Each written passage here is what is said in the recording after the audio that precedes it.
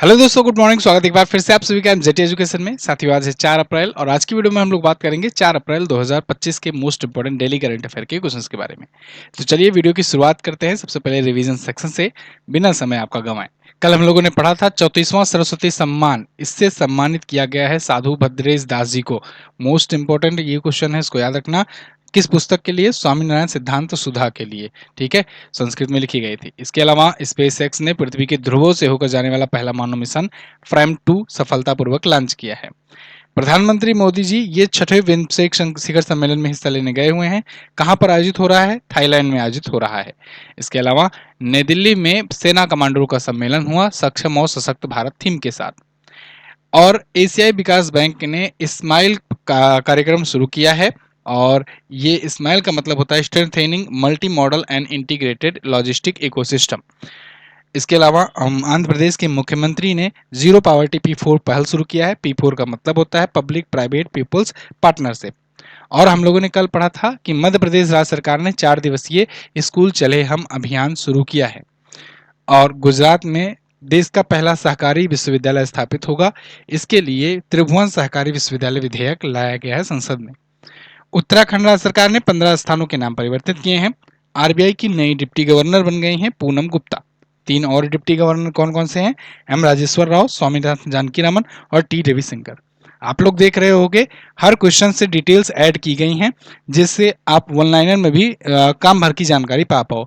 और ऐसे ही one liner आपका लास्ट 6 मंथ का लॉन्च किया गया है और उस पर अभी नवरात्रि ऑफर के तहत 50% का डिस्काउंट भी चल रहा है। तो मात्र 25 में आप पिछले 6 महीने का वन लाइनर प्राप्त कर सकते हो एमजीटी ऐप से। अगर लेना चाहो जा करके ले सकते हो। हाल ही में किसने भारत मंडपम में स्टार्टअप महाकुंभ के दूसरे संस्करण का उद्घाटन किया? तो स्टार्टअप महाकुंभ के दूसरे संस्करण का उद्घाटन दोस्तों किया है पीयूष गोयल जी ने।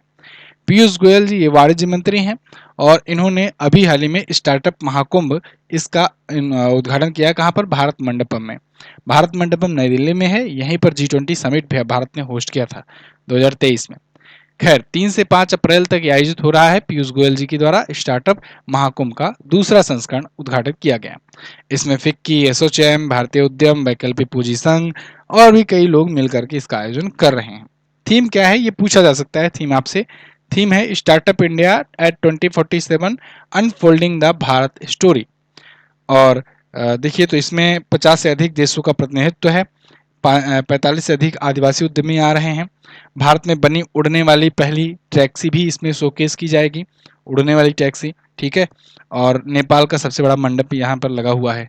अगला, अप्रैल 2025 में किस राज्य के कुंभकोणम पान के पत्ते और थोवलाई फूल माला को जीआई टैग दिया गया? ये जीआई टैग से संबंधित क्वेश्चन है। जीआई टैग से संबंधित क्वेश्चन पूछे जाते हैं। अभी हाल ही में तमिलनाडु के साथियों कुंभकोणम पान के पत्ते और थोवलाई फूल माला की जो है फूल माला, इन दोनों को जीआई टैग दिया गया है। यहाँ पर आप देख पाओगे इसे मानिक्का कहते हैं, थोवलाई मानिक्का मलाई। ठीक है ना, ये फूल की माला होती है। तो अब टोटल तमिलनाडु में जीआई टैग प्राप्त हुए प्रोडक्ट की संख्या 62 हो गई है। मैंने जीआई टैग के बारे में आपको बताया हुआ है कि जीआई मतलब होता है जियोग्राफिकल इंडिकेशन। जीआई टैग दे दिया जाता है जब किसी प्रोडक्ट को, तो उस प्रोडक्ट की ब्रांडिंग बढ़ जाती है ना। तो जियोग्राफिकल इंडिकेशन टैग ये दिया जाता है, भौगोलिक संकेतक चिन्ह, जब उत्पादों को उससे उसकी मार्केटिंग बढ़ती है, ग्लोबल ब्रांडिंग बढ़ती है, साथ ही साथ ब्लैक मार्केटिंग भी रुकती है। इन उद्देश्यों से दिया जाता है। इसको दिए जाने के लिए संसद में बिल लाया गया था 1999 में। और वो बिल जो है भौगोलिक संकेतक पंजीकरण और संरक्षण अधिनियम, वो 2003 में जाकर एक्ट बना। 2004 में दार्जिलिंग की चाय पहली ऐसी प्रोडक्ट बनी जिसको जीआई टैग दिया गया। ठीक है ना, पश्चिम बंगाल का था वो। अगला, ये कुछ और अभी रिसेंटली दिए गए जीआई टैग हैं। जैसे अभी मैंने कल या परसों में बताया था सौदागरी ब्लॉक प्रिंटिंग, ये अहमदाबाद में होता है। और वर्जिन नारियल ये अंडमान निकोबार में उगाया जाता है। घरचोला गुजरात का है। बोडो जौ गौरण मैनू बिडवी बोडो जौगिसी ये सभी जो है असम के हैं। अजरक पेंटिंग याद रखना, ये भी गुजरात का प्रोडक्ट है जिसको जीआई टैग मिला है। और रिगनाई पचरा कपड़ा और त्रिपुरेश्वरी मंदिर का पेरा, ये त्रिपुरा का है जिसको जीआई टैग मिला है। साथियों, मार्च की ई बुक आ चुकी है और प्रथा के अनुसार पहले 2 दिनों में आपको मात्र 10 रुपए में ये दिया जाता है। एक और चीज मैं आपको बता दूं, जितने भी मार्केट में आपको ई बुक मिलेगी, मंथली बुक ई बुक जो भी मिलेगी, कंपेयर करके एक बार देख लेना एमजेटी एजुकेशन की ई बुक से, आप दोबारा दूसरी बुक को देखने ही जाओगे ही नहीं, है ना। तो आप जा करके देखो, बहुत सारे लोग देख रहे हैं, बहुत सारे चैनल अब आजकल ई बुक देने लगे हैं 30-30 रुपए में, 25-25 रुपए में, 20-20 रुपए में। और वो उनका कंटेंट जानते हो क्या है कि यही वाला जो जो पीडीएफ मैं फ्री में दे दिया करता हूँ, वही वाला पीडीएफ टाइप में मतलब अपना बनाकर वही क्वेश्चन आंसर डायरेक्ट सेम दे दिए हैं। यहाँ पर ऐसा नहीं है, इस ई बुक को आप लोगे तो chapter wise detail Q&A mode में कंटेंट है, क्वेश्चन से रिलेटेड स्टैटिक जीके दिए रहते हैं चैप्टर वाइज, और उसके बाद भी जो बाकी एक्स्ट्रा स्टैटिक है जैसे राज्यों से रिलेटेड जानकारी या बाकी जो कौन क्या है, बैंकिंग प्रमुख हुए या बाकी चीज़ें हुई, वो सब चीज़ें इसमें दी गई रहती हैं। आप एक बार ले करके देखो, दिल खुश हो जाएगा। एमजेटी ऐप पर जा करके आप इसे ले सकते हो। और हाँ, जिनको डिटेल में करंट अफेयर पढ़नी है तो वार्षिकांक जो बुक आई थी, बुक तो अब खत्म हो गई है, इसका ई बुक आप ले सकते हो। ई बुक भी आप एमजेटी ऐप से जाकर ले सकते हो, और अभी नवरात्रि ऑफर के तहत ये आपको मात्र 50 रुपए में मिल रहा है ना। वैसे तो इसका प्राइस 99 है, तो मात्र 50 रुपए में है, भी आप जाकर ले लो, नहीं तो फिर मौका हाथ से निकल जाएगा। और ऐसे ही वन लाइनर है, वन लाइनर के बारे में मैंने आपको शुरुआत में भी बताया, कंटेंट भी आपको दिखाया, और कंटेंट में देखिए बीच बीच में जो भी डिटेल बन सकता है वो भी दिया गया है, जो भी रिलेटेड पॉइंट्स। तो ये ई बुक आपका काम करेगा, जैसे आपका एग्जाम लगा हुआ है, क्विकली रिवीजन करना है 6 महीनों का, 8 महीनों का, 3 महीनों का, तो उस टाइम में ये काम आएगा। तो पिछले 6 महीनों का कंटेंट है, 1500 प्लस वन लाइनर प्रश्न है, ये भी ई बुक अवेलेबल है मात्र 25 रुपए में। इसको भी आप जाकर एमजेटी ऐप से ले सकते हो, ठीक है। एमजेटी ऐप का लिंक आपको डिस्क्रिप्शन में मिल जाएगा, गूगल प्ले स्टोर पर भी मिल जाएगा। आगे 2025-24 में पीएम अजय योजना के तहत कितने गांवों को आदर्श ग्राम घोषित किया गया? तो अभी पीएम अजय योजना के तहत घोषणा किए गए संसद में कि भाई 4,991 जो गांव है ना, ये इसके तहत आदर्श ग्राम ग्राम घोषित किए गए हैं। आर्टिकल देखिए, पार्लियामेंट क्वेश्चंस में हुआ, पार्लियामेंट में प्रश्नकाल में, कि प्रधानमंत्री अनुसूचित जाति अभ्युदय योजना, ये अजय का फुल फॉर्म होता है, AJAY, ठीक है ना। तो अनुसूचित जाति अभ्युदय योजना, अजय फुल फॉर्म पूछा जा सकता है, पीएम अजय योजना है, पीएम अजय योजना है, ठीक है। तो इस योजना के तहत टोटल 4,991 गांवों को आदर्श ग्राम घोषित किया जा चुका है। ये योजना 2021-22 में शुरू की गई थी। योजनाएं कब शुरू की जाती हैं, ये भी पूछा जाता है। 3 घटक थे इसमें, मतलब 3 चीज़ों को उद्देश्य में लेकर के ये योजना शुरू की गई थी। एक तो आदर्श ग्राम बनाना, अनुसूचित जाति समुदायों के सामाजिक आर्थिक विकास के लिए जिला राज्य स्तरीय परियोजनाओं के लिए अनुदान सहायता करना, और छात्रावास की सुविधा मुहैया कराना। ये 3 उद्देश्यों से बनाया गया। और इसमें देखिए, ऐसे गांव जहां अनुसूचित जाति के 40% से अधिक लोग रहते हैं, अनुसूचित जाति मतलब कि शेड्यूल कास्ट, ठीक है, तो और कुल जनसंख्या 500 या उससे अधिक है, तो वो इस योजना के तहत आते हैं और उन गांव को आदर्श ग्राम बनाया जाता है। क्लियर। ये अजय योजना, पीएम अजय योजना मोस्ट इंपॉर्टेंट है, इसको याद रखना। आगे बढ़ते हैं। ये और उसके बारे में डिटेल है। अब तक 891 छात्रावासों की मंजूरी मिली है, 27 छात्रावासों को 2024-25 में मंजूरी दी गई है। पिछली प्रधानमंत्री आदर्श ग्राम योजना जो थी 2009-10 में शुरू की गई थी, वो प्रधानमंत्री आदर्श ग्राम योजना थी। ये प्रधानमंत्री अनुसूचित क्या है, अनुसूचित जाति अभ्युदय योजना, अजय योजना, ठीक है। चलिए अगला। हाल ही में किसको भारतीय बीमा विनियामक और विकास प्राधिकरण यानी IRDAI का पूर्णकालिक सदस्य नियुक्त किया गया? IRDAI यानी insurance regulatory and development authority of India है। इसके पूर्णकालिक सदस्य बनाए गए हैं अभी हाल ही में स्वामीनाथन एस अय्यर, ठीक है ना, एस अय्यर। यहाँ पर देखिए, government approve Swaminathan S Iyer's appointment as India IRDAI life member. Life time member मतलब कि आजीवन ये काल के लिए पूर्णकालिक सदस्य होंगे। तो 5 वर्ष या 62 वर्ष की आयु तक इनका होगा tenure. Tata AI life insurance में कार्यकारी उपाध्यक्ष हैं। इसके अलावा प्रमुख कानूनी कंपनी सचिव, नियामक मामले और ESG, इन सब में भी ये काम करते हैं। स्वामीनाथन एस अय्यर की नियुक्ति भारतीय बीमा क्षेत्र में सुधार और सुदृढ़ीकरण के लिए किया गया है। IRDAI के बारे में बात करें तो ये ऐसी रेगुलेटरी बॉडी है जो इंश्योरेंस कंपनियां हैं उनके लिए नियम कानून निर्धारित करती है, और उनके जो भी डिस्प्यूट होते हैं उनको भी मामलों को देखती है। तो इसकी स्थापना 1999 में की गई थी। हैदराबाद में इसका हेडक्वार्टर है। अध्यक्ष हैं देबाशीष पांडा। इसका हेडक्वार्टर पूछा जा सकता है, क्योंकि आप अमूमन देखोगे तो हैदराबाद में आपको जल्दी बहुत कम ही संस्थाओं के हेडक्वार्टर दिखेंगे, मतलब ना के बराबर दिखेंगे। तो इसलिए इसका हेडक्वार्टर हैदराबाद में है। तो आपको याद रखना है, क्वेश्चन जब में ऑप्शन देगा तो बहुत कम ही लोग होंगे जो हैदराबाद की तरफ जाएंगे, जिनको नहीं पता होगा, है ना। तो ऐसे में ये क्वेश्चन बन सकता है। जब ऐसे क्वेश्चन जो बहुत ज़्यादा कंफ्यूजिंग होते हैं या अपवाद टाइप के होते हैं, वो क्वेश्चन जरूर उठाता है एग्जामिनर। चलिए यहाँ पर कुछ और नियुक्तियां हैं, उनको देखते हैं। जैसे पूनम गुप्ता अभी आरबीआई की डिप्टी गवर्नर बनी है। निधि तिवारी को प्रधानमंत्री मोदी का निजी सचिव बनाया गया है। चल्ला श्रीनिवासलू शेट्टी को आईबीए का अध्यक्ष बनाया गया है, ये एसबीआई के अध्यक्ष हैं वर्तमान में। एसके मजूमदार केनरा बैंक के कार्यकारी निदेशक बने हैं। जय भट्टाचार्य यूएसए के राष्ट्रीय स्वास्थ्य संस्थान के निदेशक बने हैं। राहुल भावे आईएफसीआई के एमडी और सीईओ हैं। अजय सेठ जो है वित्त सचिव बनाए गए हैं और हरीश टंडन जो है उड़ीसा हाईकोर्ट के नए मुख्य न्यायाधीश बनाए गए हैं। ये पूरी पीडीएफ आपको मिलेगी एमजेटी ऐप पर और टेलीग्राम पर। तो आप टेलीग्राम भी ज्वाइन कर रहे रहो, डेली की डेली पीडीएफ आपको वहां से मिल जाया करेगी। नीति आयोग के द्वारा जारी राजकोषीय स्वास्थ्य सूचकांक में कौन सा राज्य शीर्ष पर है? राजकोषीय स्वास्थ्य सूचकांक नीति आयोग जारी करता है और नीति आयोग के द्वारा ये जारी किया गया इस बार। तो टॉप पर रहा उड़ीसा, टॉप पर रहा उड़ीसा और सेकंड पर रहा गोवा, थर्ड पर रहा छत्तीसगढ़। राजकोषीय स्वास्थ्य सूचकांक का मतलब क्या हुआ? ऐसा नहीं है कि किसी व्यक्ति की हेल्थ या उसके परिवार वालों की हेल्थ की बात की जा रही है। यहाँ बात की जा रही है राज्य के हेल्थ की। राज्य का हेल्थ कैसा है? हेल्थ इकोनॉमिक हेल्थ, मतलब उसका जो रेवेन्यू है राज्य का, स्टेट का, वो कितना है, घाटा है वो कितना है। अगर सरकार कुछ पैसे योजनाओं पर खर्च रही है तो कमाने के उसके क्या क्या साधन है, कि किस प्रकार से रेवेन्यू जनरेट कर रही है। जैसे आप देखते हो, जो आप रोडवेज पर सफर कर रहे हो तो रोडवेज पर जो किराया देते हो वो किराया इकट्ठा होकर सरकार के पास जाती है। पेट्रोल डीजल भराते हो तो उसमें कुछ वैट लगता है केंद्र सरकार का, कुछ वैट लगता है इसमें राज्य सरकार का।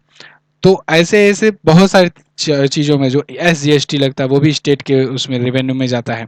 तो ऐसे ऐसे जितने भी रेवेन्यू के साधन हैं उनको देखते हुए उनका रेशियो निकाला जाता है कि भाई इनका उधारी कितना है और इनके पास कमाई कितना है। उस हिसाब से इनके पास कितना रेवेन्यू जनरेट है, राजस्व में इनमें कितना पैसा इकट्ठा है। तो वो राजस्व धन की, यहाँ राजस्व हेल्थ की बात की जा रही है। इस मामले में उड़ीसा जो है वो सबसे हेल्दी है।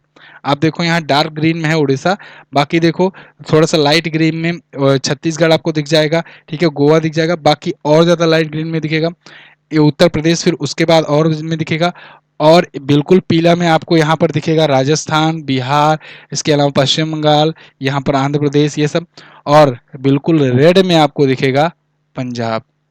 ठीक है, चलिए खैर यहाँ पर देखिए स्कोर दिया गया है नीति आयोग के अनुसार इसी में।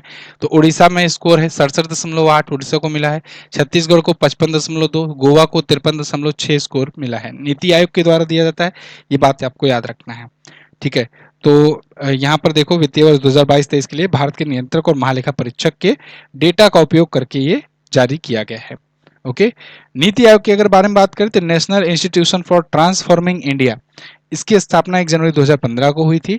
ये एक अनकॉन्स्टिट्यूशनल बॉडी है, वैधानिक संस्था है, ये संवैधानिक नहीं है, ये बात ध्यान रखना।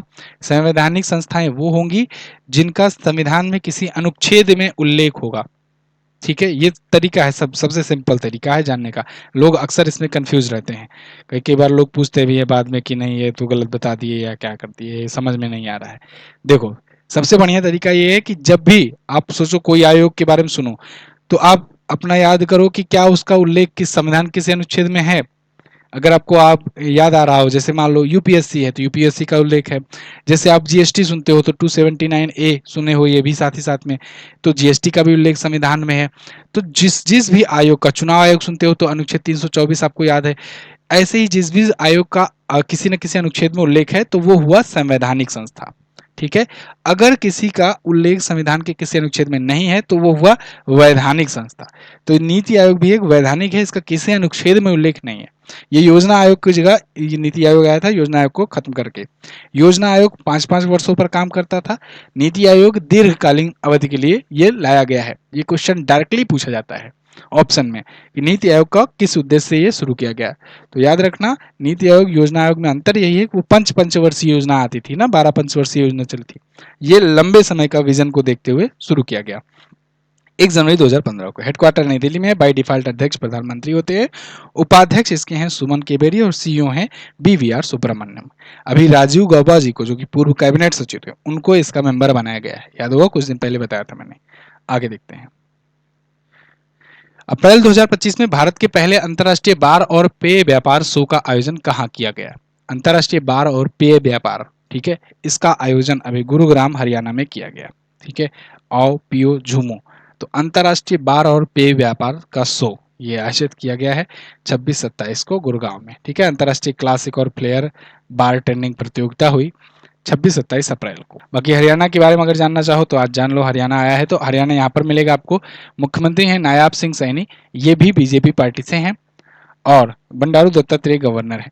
हरियाणा अपना बॉर्डर लगाता है यहाँ उत्तर प्रदेश से, उत्तराखंड से, इसके अलावा हिमाचल प्रदेश से, पंजाब से और इधर राजस्थान से। ठीक है, बसई वेटलैंड में यहाँ पर है, बड़खल झील है, सूरजकुंड है, ब्रह्म सरोवर है, दमदमा झील है, सोहना झील है। सुल्तानपुर और कलेसर ये दोनों नेशनल पार्क बहुत पूछे जाते हैं, याद रखना। 22 जिले हैं 90 विधानसभा में और 10 लोकसभा में, राज्यसभा में 5 सीट यहाँ से जाती है। अगला, राजधानी चंडीगढ़ होती है। अगला क्वेश्चन है, यात्री राजस्व को अधिकतम करने के लिए एविएटर रेवेन्यू मैनेजमेंट सिस्टम को अपनाने वाली पहली भारतीय एयरलाइन कौन बनी? ये बन गई है star air. Star air airline जो है एक घरेलू डोमेस्टिक टाइप की ये फ्लाई करने वाली एयरलाइन है, और इसने अभी एविएटर रेवेन्यू मैनेजमेंट सिस्टम अपनाया है।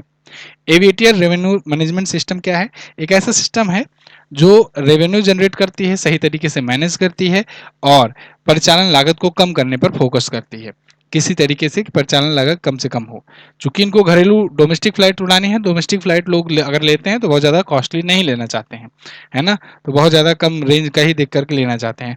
तो ऐसे में रेवेन्यू जनरेट करना एक बहुत बड़ा टफ टास्क हो जाता है एयरलाइन कंपनियों के लिए, क्योंकि जितने का वो ट्रेवल नहीं कराते हैं यात्रियों को, उससे ज़्यादा वो फ्यूल में खर्च कर देते हैं। तो इसलिए जटिल बेड़े का प्रबंधन करना, एकल घटकों के लिए विफलता का संभावनाओं का पूर्वानुमान कराना, इन सब के लिए एक सिस्टम होता है जिसे कहते हैं एविएटर रेवेन्यू मैनेजमेंट सिस्टम, और इसको अभी हाल ही में लागू कर दिया है इन्होंने, स्टार एयर ने। ठीक है, और ये ऐसा करने वाली पहली भारतीय एयरलाइन बन गई है। ये एक नया तरीके का वो है। तो बेंगलुरु स्थित ये एयरलाइन 9 एम्ब्रेयर विमानों का संचालन अभी करती है। 2027 तक 25 विमानों का संचालन करने का अपना बढ़ा रही है। ठीक है, अभी ये 25 विमान कम लग रहा है ना, लेकिन सोच के देखो एक विमान कितने का आता होगा। चलिए खैर, स्टार एयर कम सेवा वाले करते हुए टीयर 2 और टीयर 3 शहरों में अपना पैठ जमाना चाहते हैं। भारत ने मुंबई में आयोजित होने वाले वेब्स 2025 में भाग लेने के लिए किस देश को आमंत्रित किया? वेब शिखर सम्मेलन होने जा रहा है, ये बहुत इंपॉर्टेंट है, याद रखना। World audio visual economic summit है ये, और ये मुंबई में होने जा रहा है। ठीक है, पहली बार भारत आयोजन कर रहा है। तो इसमें अभी चिली के भी नेतृत्वकर्ताओं को इनवाइट किया गया है, खास करके प्रेसिडेंट को। उनके प्रेसिडेंट आए भी हुए हैं, अभी मैंने कल या परसों की वीडियो में आपको बताया था, 5 दिवसीय यात्रा पर भारत आए हुए हैं। तो उन्हीं की एक प्रतिनिधि हैं, उनके साथ भारत के एक प्रतिनिधि ने मुलाकात की और उसके बाद इनको इनवाइट किया कि भाई आप भी आओ वेव्स 2025 शिखर सम्मेलन में। World audio visual and entertainment summit है, ठीक है, इकोनॉमी नहीं, इंटरटेनमेंट समिट है। तो 1 से 4 मई 2025 को आयोजित किया जाएगा। डॉक्टर एल मुरुगन जो कि सूचना और प्रसारण के राज्य मंत्री हैं, और चिली की संस्कृति, कला और विरासत मंत्री कैरोलिना अरेंडोंडो, इन दोनों से यहाँ पर आपको जो दिख रहे हैं, इन दोनों के बीच में यहाँ पर मुलाकात हुई और उसके बाद फिर इनवाइट किया गया।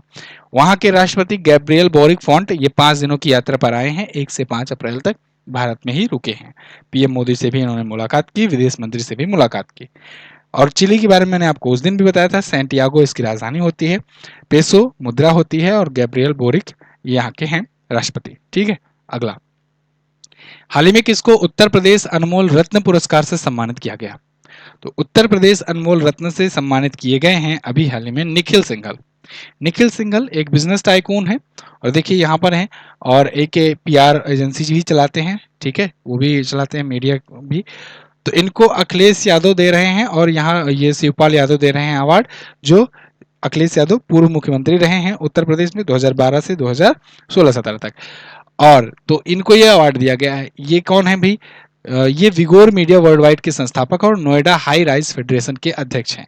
साथ ही साथ पीआर और रणनीतिक संचार में ये अपनी भूमिका निभाते हैं, क्योंकि ये मीडिया के भी हैं। तो इसीलिए इनके नेतृत्व के लिए इनको दिया गया है। ठीक है, यूपी के पूर्व सीएम के द्वारा। और ये पुरस्कार आयोजन किसके द्वारा किया गया था? तपस्या फाउंडेशन ट्रस्ट के द्वारा। ओके, अगला, हाल ही में आयोजित आदित्य बिरला मेमोरियल पोलो कप 2025 का खिताब किसने जीता? तो आदित्य बिरला मेमोरियल पोलो कप, इसका खिताब जीत लिया है साथियों रजनीगंधा अचीवर्स ने। किसको हराकर? जिंदल पैंथर को हरा करके इन्होंने जीता है आदित्य बिरला मेमोरियल पोलो कप। ये पोलो खेल जो होता है ना, उसका पोलो जो है, पोलो खेल है, इसका आयोजन आदित्य बिरला फाउंडेशन के द्वारा कराया जाता है। 2018 से ही शुरुआत हुई थी, अभी बहुत ज्यादा पहले नहीं शुरू हुआ, 2018 से इसकी शुरुआत हुई थी। इस बार जीत लिया है रजनीगंधा अचीवर्स ने जिंदल पैंथर को हरा करके। बाकी कुछ इसमें जानने लायक है नहीं। तो ये थे साथियों आज के दिन के टॉप 10 करंट अफेयर के क्वेश्चंस। आई होप आपको वीडियो पसंद आई होगी। अगर वीडियो पसंद आई है तो वीडियो को लाइक कीजिएगा और इसको शेयर कर दीजिएगा। कल की क्वेश्चंस पर बात करते हैं। कल मैंने पूछा था राष्ट्रमंडल राष्ट्रों का महासचिव का काल कितना होता है? 4 वर्ष का। टाइगर ट्रम्प, ये पहला संस्करण इसका कब हुआ था? 2019 में हुआ था। भारत अमेरिका के बीच होता है। आज आपको क्या बताना है? किस राज्य सरकार ने अप्रैल 2025 में शिक्षा पोर्टल 3.0 शुरू किया? इसके अलावा सरस्वती सम्मान की स्थापना कब की गई? साथ ही साथ पुरस्कार राशि कितनी होती है ये भी बता देना। ठीक है, चलिए। और पहला किसे दिया गया था ये भी बता देना। चलो पहले मैं ही बता देता हूँ, हरवंश राय बच्चन को दिया गया था। ठीक है, चलिए। बहुत बहुत धन्यवाद यहाँ तक वीडियो देखने के लिए। जी, पहला हरिवंश राय बच्चन को सरस्वती सम्मान दिया गया था। क्या भूलूं क्या याद करूं के लिए। ब्रह्मास्त्र करंट अफेयर की ई बुक आप लीजिए एमजेटी ऐप से जाकर के, ऑनलाइनर भी आप ले सकते हैं। अभी ऑफर चल रहा है, कैसे लेना है ये प्रोसेस भी मैंने आपको बताया है। एमजेटी ऐप ओपन करोगे, लॉगिन वगैरह करोगे, लॉगिन विद गूगल कर लेना अगर कोई दिक्कत आ रही होगी तो। इसके अलावा बेस्ट ई बुक सेक्शन में जाना, फिर वहां से आप ऑनलाइनर लेना है तो ऑनलाइनर में, ब्रह्मास्त्र लेना है ब्रह्मास्त्र, मंथली लेनी है मंथली, जिस भी आपको फोल्डर में जो भी टाइप की ई बुक चाहिए ले सकते हो। आगे आने के बाद आपको ऑफर फॉर यू में आना है या फिर यहाँ दुर्गा 50 कूपन कोड लगा देना है। नहीं तो ऑफर फॉर यू में आकर के आप देख पाओगे, जो सभी कूपन कोड लगा के देखना जिसमें ज़्यादा डिस्काउंट मिल रहा होगा, वही वाला कूपन कोड लगाना, अप्लाई हो जाएगा और डिस्काउंट मिल जाएगा आपको। ठीक है जी, बहुत बहुत धन्यवाद यहाँ तक वीडियो देखने के लिए। बाकी पीडीएफ आपको टेलीग्राम पर मिलेगी। मैं मिलूंगा आपको कल की वीडियो में। तक के लिए नमस्कार, जय हिंद, वंदे मातरम।